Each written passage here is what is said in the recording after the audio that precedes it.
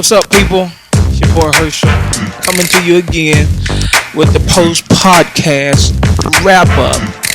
Obviously, I've done a few of them now, so I'll probably be talking about my past podcasts and probably some future ones that I want to do. But I'm trying to do better at being more consistent with providing content regarding, the podcast and different things like that. But with that being said, some things I want to talk about right now. I just want to hit on. It's going to be real brief. This won't be a long video, but it'll be real brief. I want to talk about the attitude of gratitude.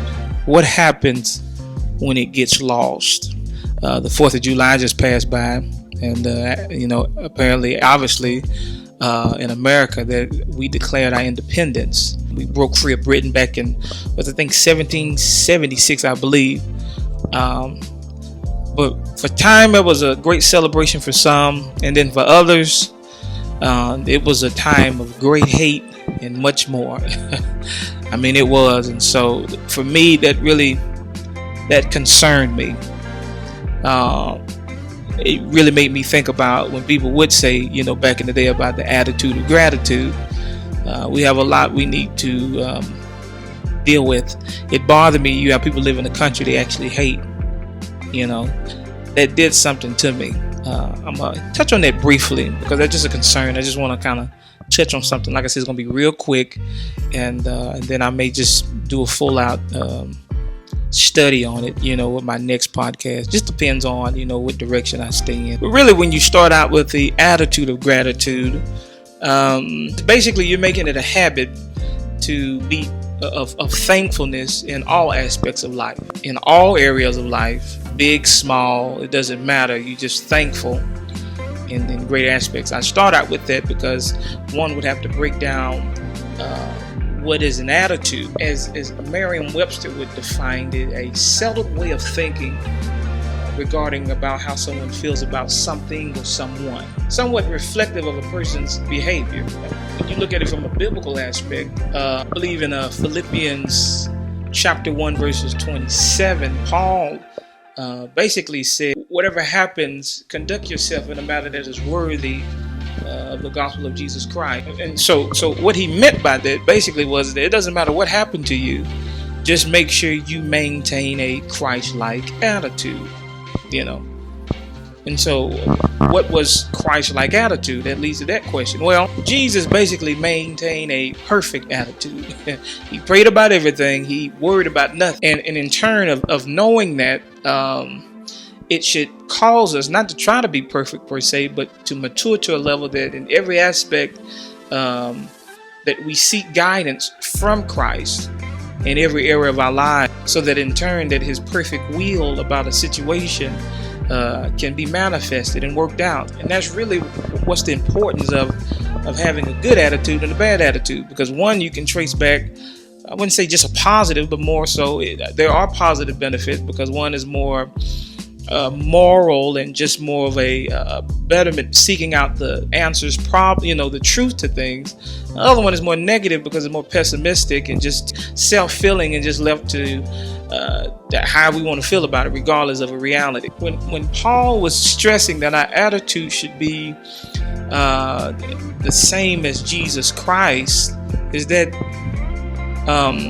Christ had 3 major aspects of a great attitude. That was selflessness, humility, and service. And I believe a lot of us are lacking that, and in turn what it causes, it can turn us from having gratitude, which is thankfulness to God, reminding ourselves of a bigger picture in the midst of whatever we have going on. And so that's really, when you talk about thankfulness, I mean, even when you look in the scriptures, 1 Thessalonians chapter 5, I believe verse 16 through 18, basically it just talks about in all things give thanks, for this is the will of God concerning you, meaning that he wants you to give thanks because he can do something with your thankfulness. Now, I know most churches, a lot of churches, they'll take that thing and slap somebody high five.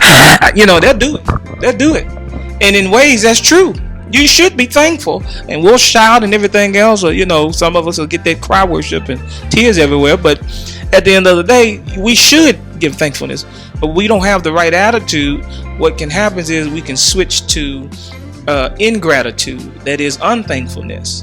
And that's what I'm seeing personally take place and happen here in America abroad.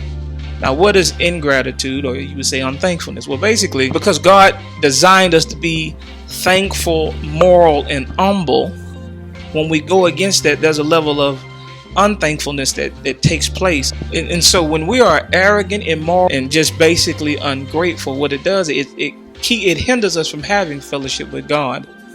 And that's why in a lot of problems, whether it's people having issues with 4th of July, or whatever goes on, or things in their life personally, if you're not thankful, then the solutions won't really be one that is reflective of what the will of God concerning you.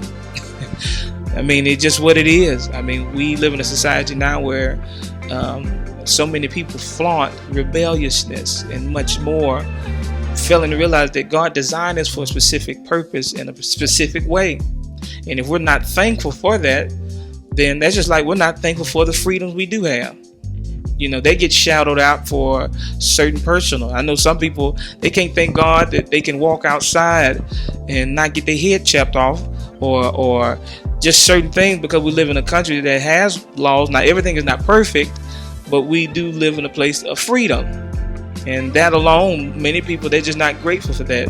And so in turn, what that does is it causes us to lose our freedom. And so that's what happens when you get into ingratitude or unthankfulness. And then ultimately, what I like about it, studying for is like about just getting the understanding or more in depth with it, is that ultimately ingratitude towards God is not so much the cause of evil, but more so the result of evil. And so that's pretty much what I wanted to talk about briefly with this, just the attitude of gratitude. Hopefully, with me sharing that, and obviously it'll lead you into becoming reprobate and on and on and on. I'm going to do a podcast probably about it. If you wanted me to do one about it, just let me know, but I'm leaning towards it. But my whole point in talking about this is basically just to kind of bring light to what can stem from simple things like giving thanks or not giving thanks. So much can come from it. So I'm just wanted to share this for those, like I said, who follow me and just have asked me to be more consistent in what I do. But we need to take on the attitude of gratitude. I know it was short and brief what I mentioned, but it's a bigger picture to all of this. But at the end of the day, we have to find a way. Well, really, if you can't find a way to be thankful for what you do have, I don't care if you don't have a car you want, you do have a car. And there's a bigger picture to that. You got some folk that don't have a vehicle. If you're not thankful for the freedoms that we do have, I mean, one thing about it is that whether people argue that America's a Christian nation or not, the Bible says where the Spirit of the Lord is, there's liberty, which means that we have freedoms. God is somewhere in the midst. Y'all don't like me, but it's real. That's the truth. That's the truth. It is. But what's happening now, we're losing freedoms due to unthankfulness and much more. But again, unthankfulness, because it just starts right there in ingratitude. So we have to get back to having to have the attitude of gratitude. Some people say the Beatitudes, but I'm gonna dive more into that. But I just was concerned about that. Really provoked me to want to talk about this briefly, because that was really devastating to see how so many people, particularly in the black community, just at broad, to just hate, to live somewhere they hate. I mean, you can easily say, well, if you don't like it, leave. I'm more so about finding a way to be a solution and create change. But if you're not willing to change, then you'll do more harm than good if all you're doing is complaining and talking about what you don't like or what's not right or different things like that. Those are valid, but if that's just your attitude, period, then clearly you can't be operating in such a fashion that brings hope, change, and difference to you locally, and then pushing somebody nationally or statewide, nationally, etc., etc. So it stems from something, and it starts with being thankful. My hope and prayer is that what I say in this content really just helps you. It's really thought-provoking, just to help you get answers to everyday life. And be looking out for my next podcast. Hopefully I can get it done in about a week or two. But until then, y'all be blessed.